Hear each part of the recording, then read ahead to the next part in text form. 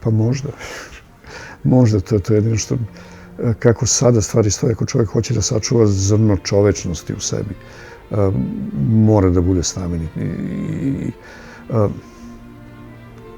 To kod nas kreće na ovom podneblju, ajde da pričamo o Srbiji, negdje od polovine 18. veka, taj kontinuitet stalne borbe, dokazivanja, da se uhvati neki korek sa ostatkom sveta, i lepo nam je išlo u 1941. Uz uspone i padove, uz unutrašnja previranja, borbe sa autokratama, Obrenovićima, ovim, onim. Lepo smo napredovali. I kažete nekih 200 godina sigurno kao društvo smo napredovali i to velikim koracima. I stigli smo onaj civilizacijski nivo do koga su dobacila razvijenija društva Zapada. Nismo baš postali kao oni, ali smo ih sustigli.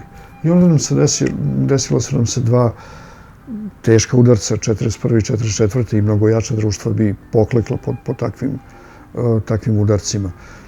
I dalje se borimo, makar i nesvesno, makar i pojedinačno, da taj poredak uspostavljen 1944. promenimo na bolje, na normalnije, na nešto što je bliže svetu, ovom, da kažem, razvijenijem svetu prema kome gledamo.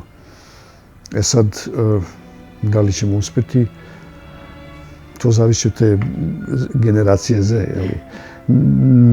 Mislim da moja generacija nije baš probala je, ali baš da smo se proslavili nismo, a uspeh je jedino što je uspešno, znate, prema tome nismo uspeli. Bez obzira što je bio iskren pokušaj, svim silama čistog srca, eto, bit će bolje.